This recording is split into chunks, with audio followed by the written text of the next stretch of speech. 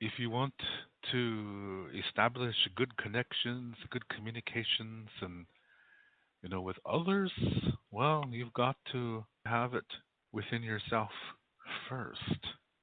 Having a healthy relationship with yourself first, and like I said, because of reality begins within, and how you are is what you attract. So that includes the way you communicate. All of this fits together. Now, let's take a look at the situation where the within of a person is not healthy. Okay? Um, like, for example, sometimes uh, we encounter things or we experience things in our lives, and sometimes these things they throw us off. Uh, and a lot of times this happens when we are very young because we are not paired to deal with those kind of situations. So a lot of times it could be an incident that happened when you were a child. Maybe you saw something, um, maybe something happened to you, or something, or maybe you heard something, yeah, because that's enough to do a lot of damage. Because especially when we are not um, equipped to deal with it, yeah, like sometimes, um, like sometimes, let's say a child is playing outside, and then maybe he sees his mother doing something that is not normal for him to understand. Yeah, let's say he's 5 years old, and what does he see his mother doing? Well, he sees her normally. He sees her cooking. He sees her cleaning the house. He sees her uh, taking care of everything. Um, he sees her doing the shopping at the store. He sees her reading, or maybe watching TV, or um, maybe the occasional playing a game with him, and this is what he views as normal because this is what happens, almost every day. Maybe there's variation, but it's not wide variation. Yeah, it's everything is kind of in this pattern. Okay, so now let's say he's outside, and then he's gonna go inside the house to maybe he's gonna use the bathroom or drink some water or something. So he comes into the house, and his mother he hears noise, yeah, and it's kind of scary. So, because he's never heard this noise before. So let's say he's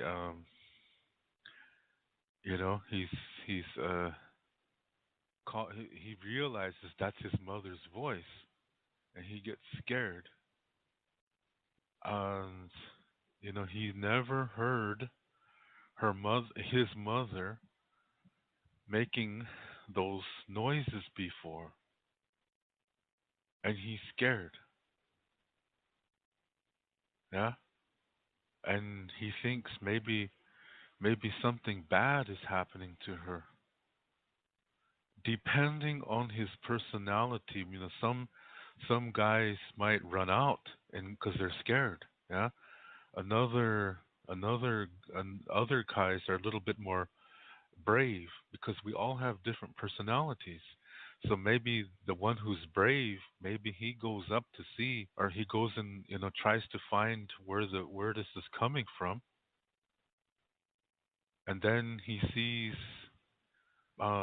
his mother doing something to herself.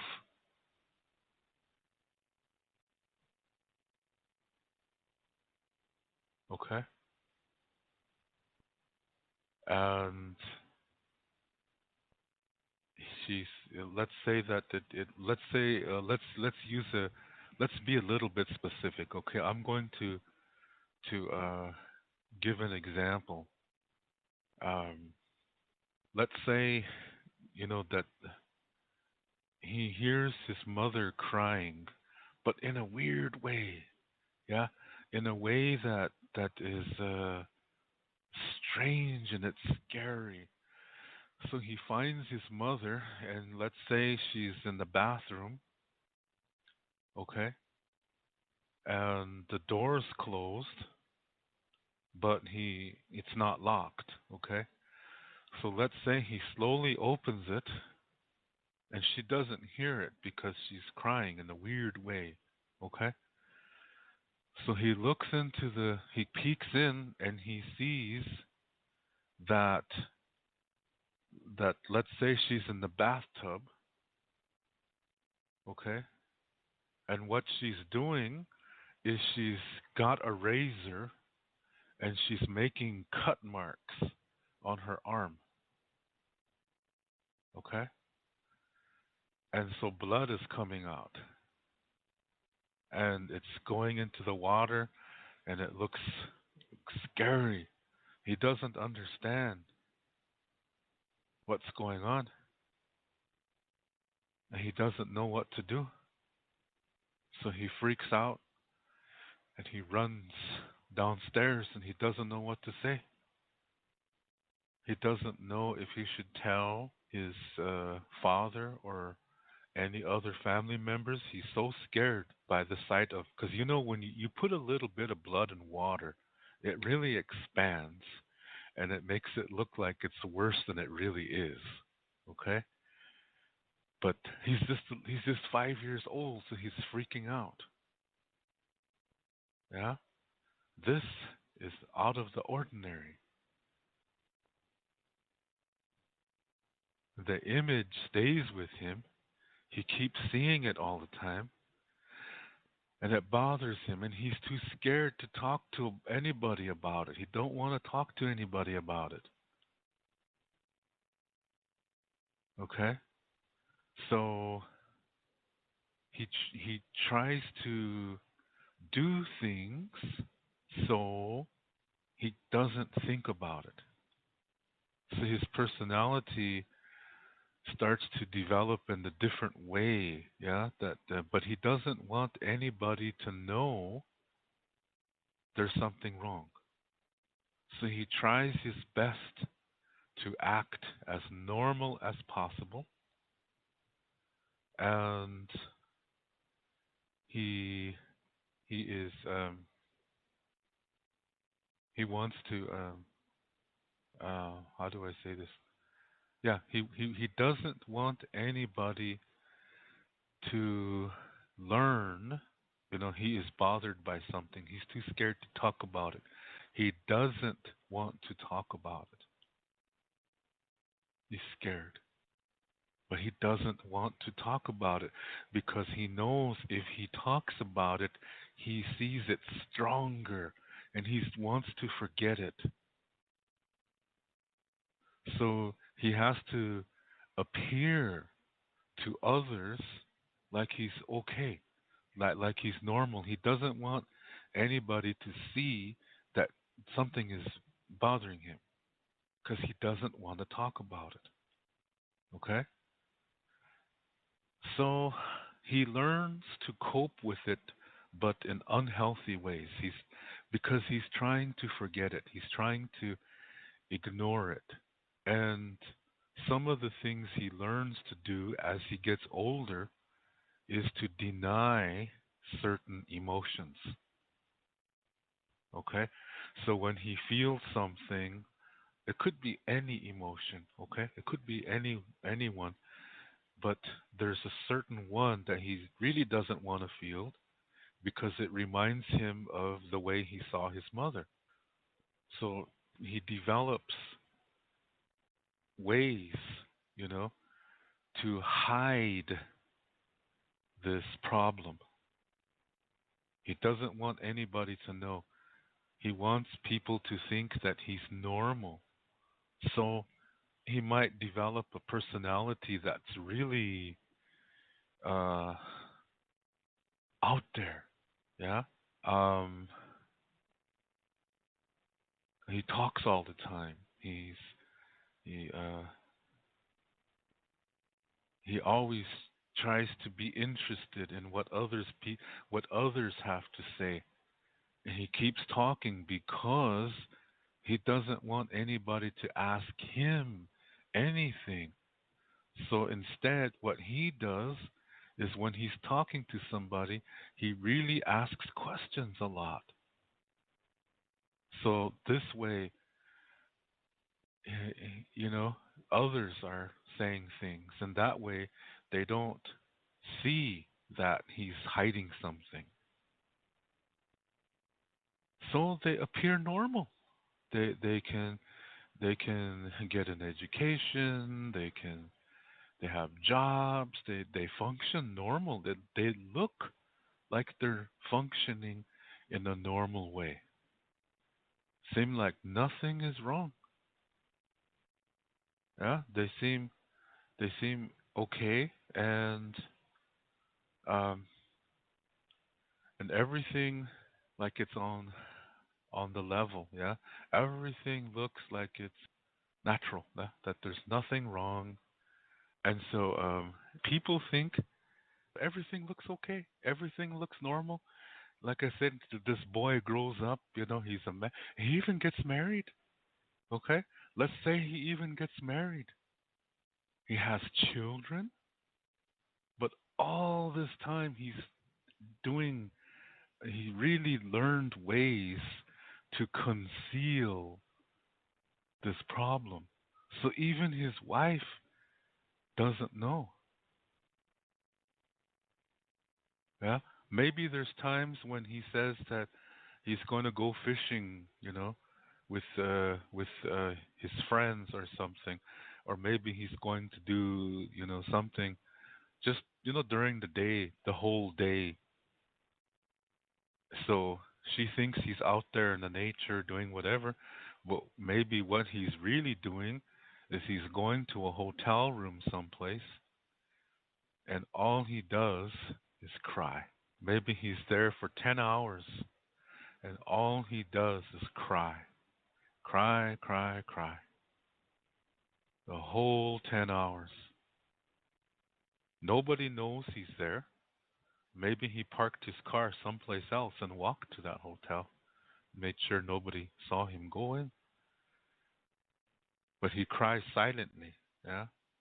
So no, so he's not making any noise, but he's just crying and crying and crying. Let's say he does this once a week, and this is how he deals with it. So when it's time to go home, he goes someplace and gets a little bit dirty and or whatever, like he was in the nature, and maybe he drives in the nature, so the car looks like it was out there, yeah. Then he comes home and he's he got all the junk out, yeah, for that week. So he comes home and he's tired. Because he's tired, he was crying for 10 hours. Yeah, so he is tired, but he's at the same time he feels a temporary relief, and he has a wife and his children, and he pays attention to them. He puts all the focus on them. Yeah, and this helps him to continue to conceal the problem, but at the same time, it's denying something.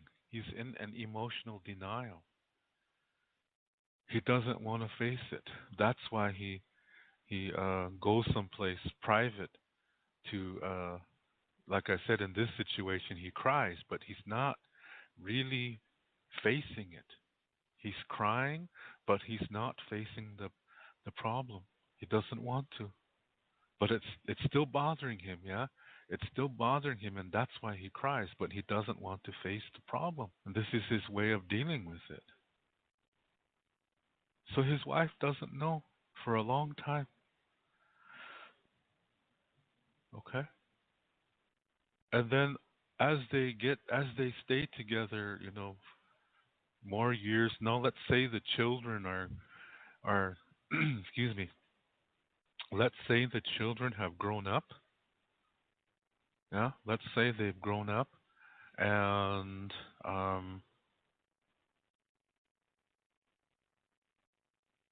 like I said, let's say they've grown up and they're off to university, and maybe they even have families of their own, and now it's just him and his wife at the house.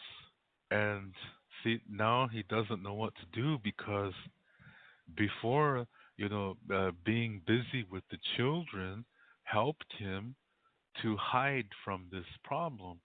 But now the children are gone, and it's just him and his wife.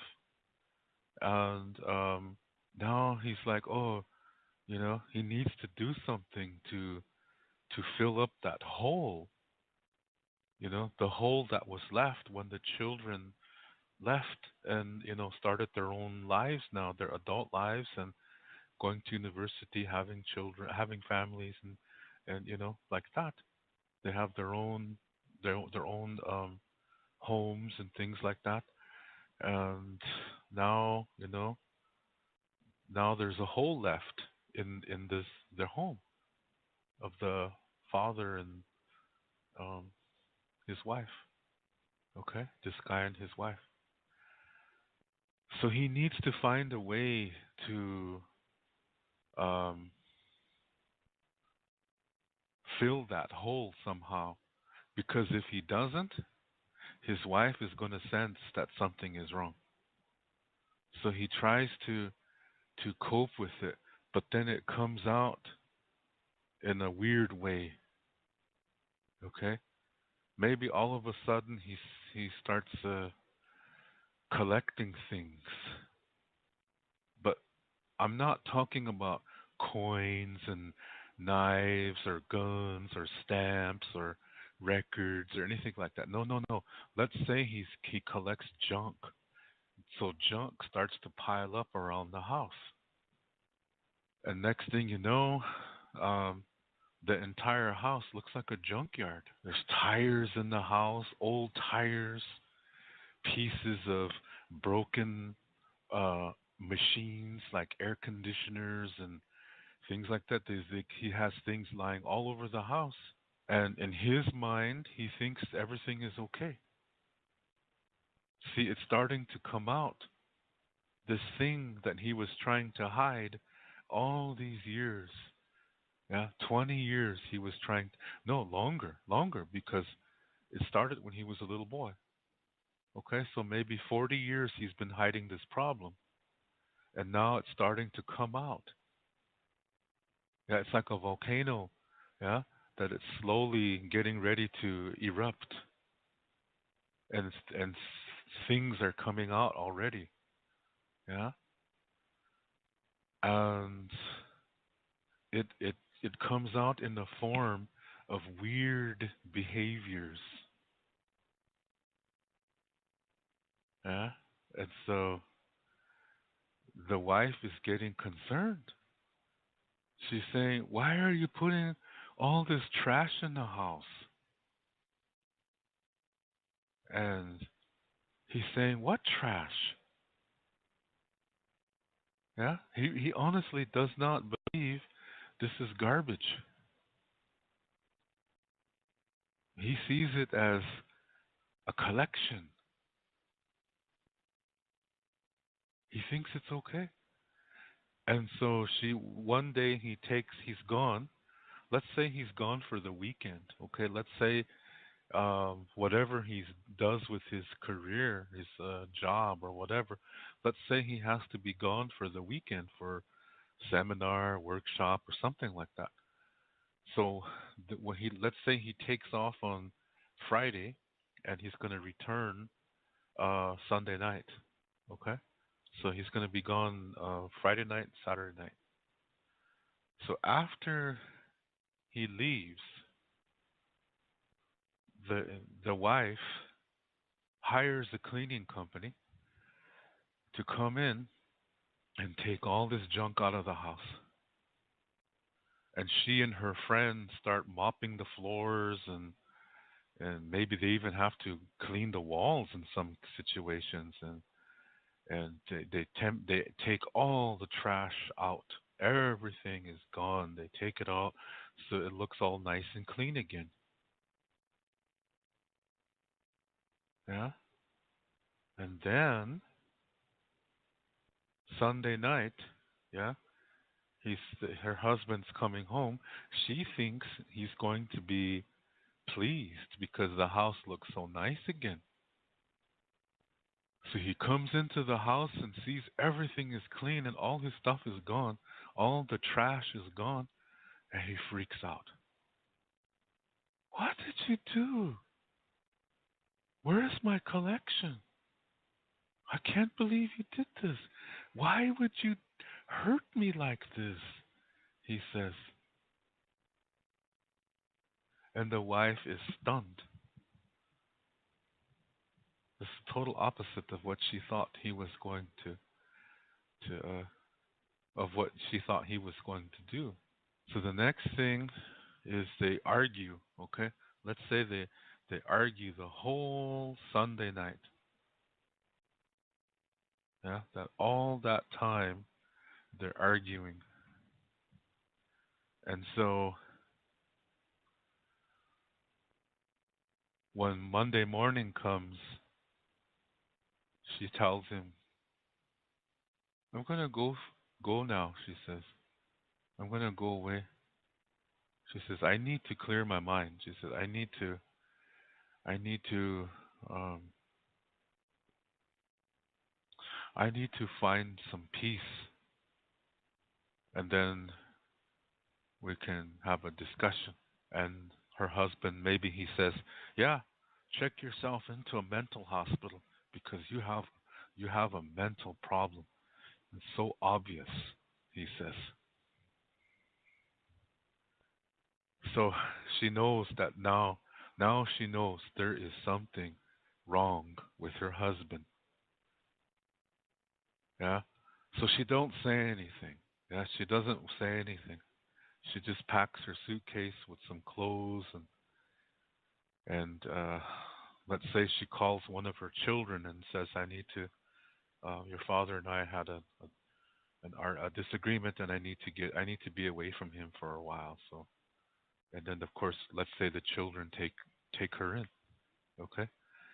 Then she explains to the children what happened since they left, and they all realize that there's something wrong with this man.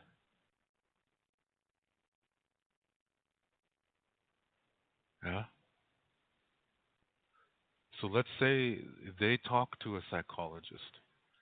They want to know what possibly could have happened. What could have triggered something like this?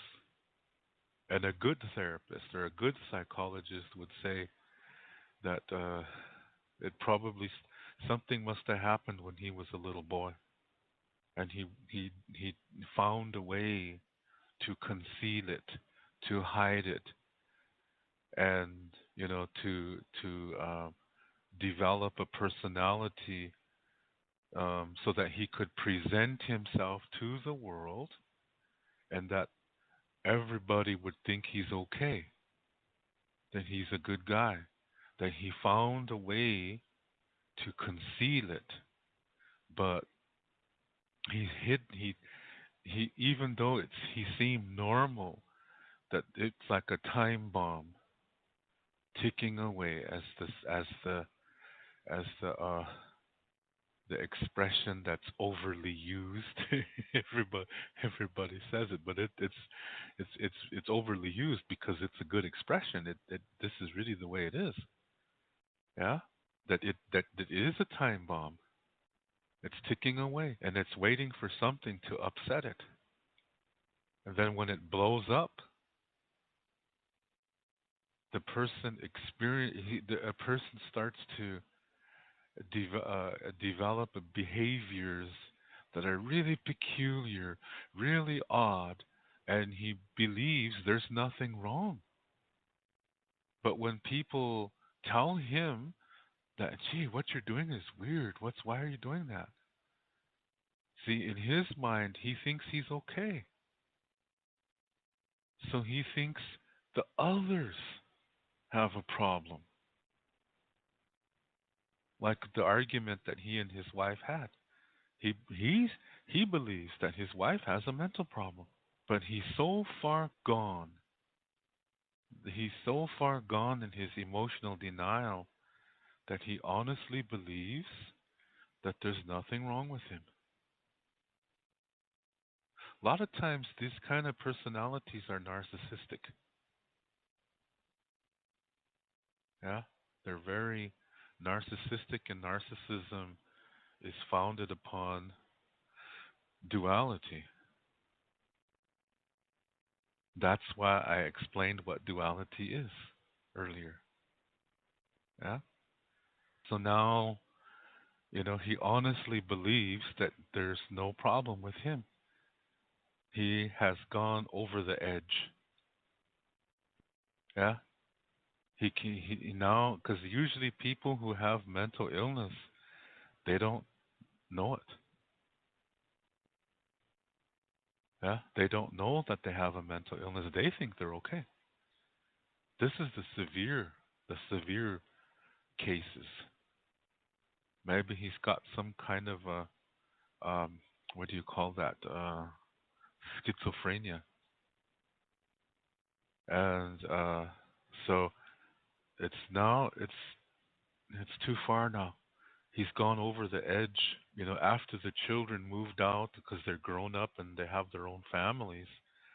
This trying to hide from this situation. It just really freaked him out in his mind, and these weird behaviors started, like his collection of junk.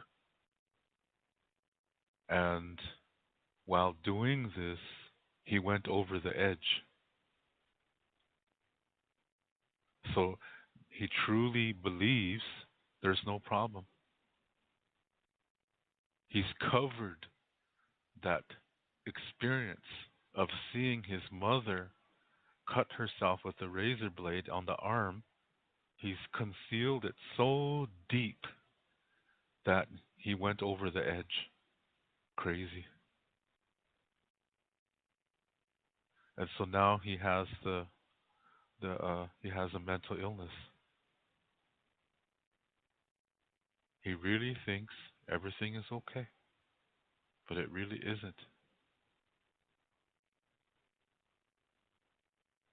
So he honestly believes that his wife has a mental illness.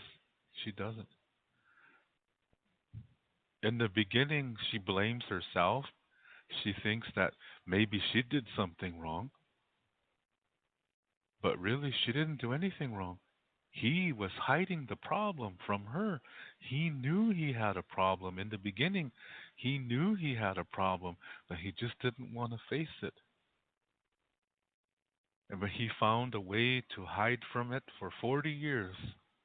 But then suddenly a hole opened, and that hole being his children growing up and going to university, getting married, and having children. And so now this leaves an empty space there, and he can't handle that because now he has all this time, and that's scaring him because he might start thinking more what he was hiding. And so he develops these weird behaviors, and as a result, he goes over the edge. He's got a mental problem.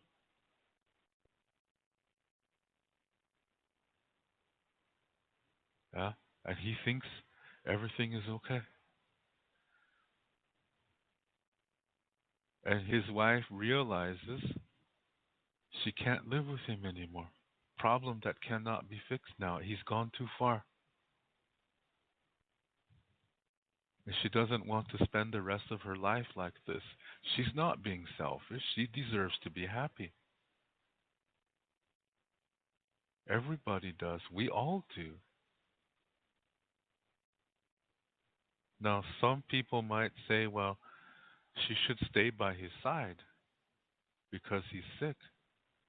That's a good thought. But you got to be careful that you don't go into the codependency mode where you lose yourself. Then the illness, she will develop an illness next. Do you see what I mean? You have to be careful because but on the other hand, he does not believe that he is sick.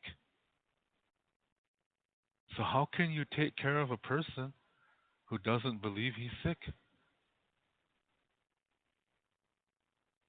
And he's going to drive her up the wall with his behaviors. So let's say during this time that she was staying with her children, let's say she stayed with her children for 2 weeks. Okay, now she goes back, yeah, to talk with her husband. When she walks into the house, trash everywhere, everywhere. The sink is filled with dishes, cans of food that are not even uh, completely emptied. There's still food in there. The food is rotting away.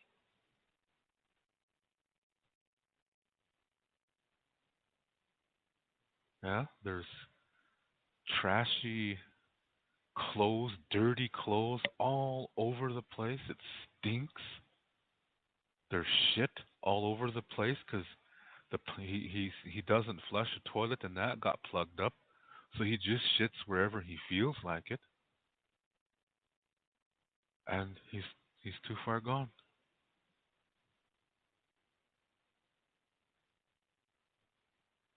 Yeah. So she has to make a choice here. She could commit him to a mental institution, go through the courts. Then, when it's time for him to go to work, somehow he manages to clean himself. So when he goes to work, he looks normal. He looks okay. When he talks to people, he's, "Hey, how are you doing?" He really seems like he's okay. He does his job, whatever he does. Let's say he works as a salesman in some kind of a hardware store. He does a really good job. People love him. They only know the exterior of him. They don't know what's going on the inside. So they think he's a really nice guy. See, he knows how to function in public. Yeah? But as soon as he goes home, he truly believes there's nothing wrong. There's trash everywhere, shit everywhere. Smells like pee in some places. But he really believes there's nothing wrong. So to try to have him committed to a mental institution is going to be kind of difficult because when he goes to court, he appears normal. So he has to go through psychiatric evaluation and he might pass it because he knows how to function in public. So he might actually pass the evaluation. They might think, oh, he's okay. They have to go visit his home and then they'll see that there's a problem.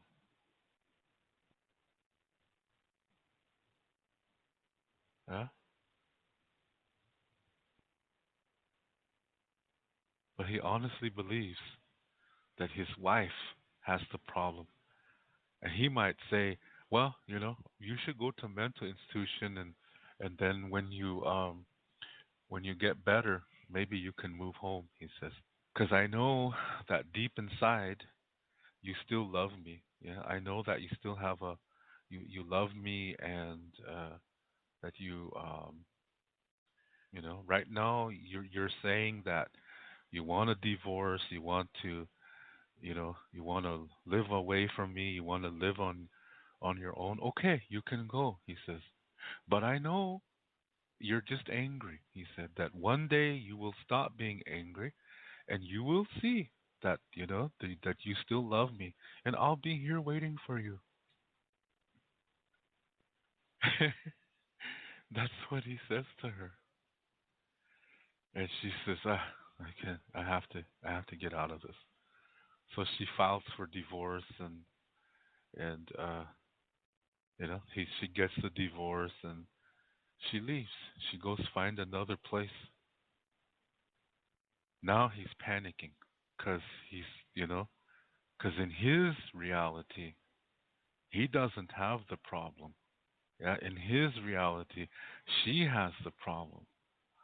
So he tricks his children into giving him her phone number, and he starts calling her once a day, leaving messages.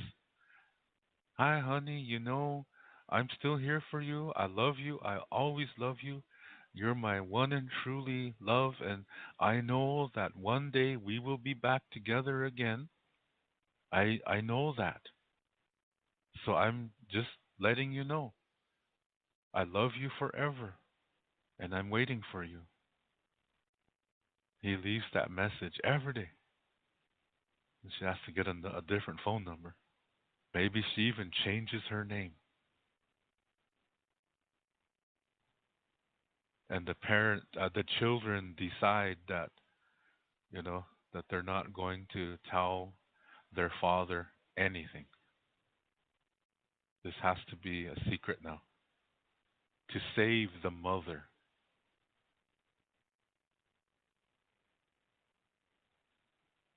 This is kind of a scary thing. All because when he was 5 years old, he saw something out of the ordinary, and he was not able to deal with it emotionally. As a result, his brain rewired itself into, and he developed ways to hide from this, to deny it, and that led to an emotional denial, and eventually it blew up into full-grown mental illness. This is why it's important to learn how to communicate. And when I say communicate, that this, you heard me say it earlier, that this also means, um, it also means,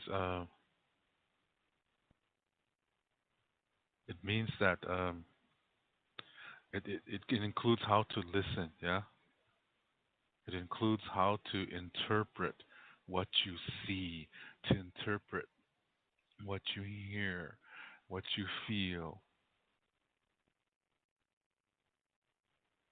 That's communication too. We have to learn how to do this in a healthy way, so that when we do see something ordinary, that we say something to somebody who is healthy. So then they'll help us to deal with what we saw, so we don't develop this into a mental problem when we become adults, when we grow up. We have to take care of it right away. This is part of being part of parenting. Yeah, we have to be healthy parents first, so that we can help our children. We have to talk to them about things like this. I mean, no, we don't say, well, if you see somebody cutting themselves, no, we don't say that. We say, if you see something that bothers you, tell us immediately, so we can help you with it, so it doesn't hurt you. We will protect you. We love you. See, most parents don't do this to their children. So when their children see something like what I described, they don't say anything. They freak out, or some will probably the parents will probably see the behavior changing. Yeah. If the parent is unhealthy, like in this situation, the mother, the primary caregiver, she was the one that was doing something odd, and that's why he felt he couldn't tell anybody. Yeah, because his mother was the main person in his life. So who does he tell? He's scared to tell anybody. He thinks that if he tells the police that maybe they'll take her away and they'll put him someplace, maybe orphanage or boarding school or something, and he doesn't want that. He wants to be with his mother. So he finds a way to cope with it. But it's not a healthy way because he doesn't know, because he's not emotionally prepared. He's not emotionally equipped to do this. So he does it in an unhealthy way by developing unhealthy habits. See, that's what happens when you don't parent effectively. So being a parent is a sacred responsibility. It's a sacred duty. It's the best job in the world. So you better be good at it. That means you need to be emotionally healthy. You have to be at peace with everything that happened in your past. You should be this way before you have children. Because if you're not, they're going to pick up your weird behaviors. They're going to learn it from you. Just like this boy did. That becomes a family tradition. It can be broken. Yeah? It can be broken by becoming emotionally healthy and then helping your children to be emotionally healthy people. Then you break it. Now you have a new tradition. Now, the problem here, some of you are probably wondering, well, why was the mother doing that? She probably had borderline syndrome. Borderline syndrome, a motto from them would be something like, um, I hate you, don't leave me. That's a really typical borderline thing to say. There is something wrong there. The mother had a mental problem. And maybe something happened to her when she was a little girl. See how this continues? It can be broken. Yeah, this cycle can be broken. There is hope. And you do that by becoming emotionally healthy. And part of that process means coming to peace with every difficulty that you've had in your past. You just take it as you can. You don't try to do it all at once. This kind of thing happens, what I just explained to you. This kind of thing happens. So parenting is so important that it's because it's passing it on, yeah. And the best way to do this is to be emotionally healthy.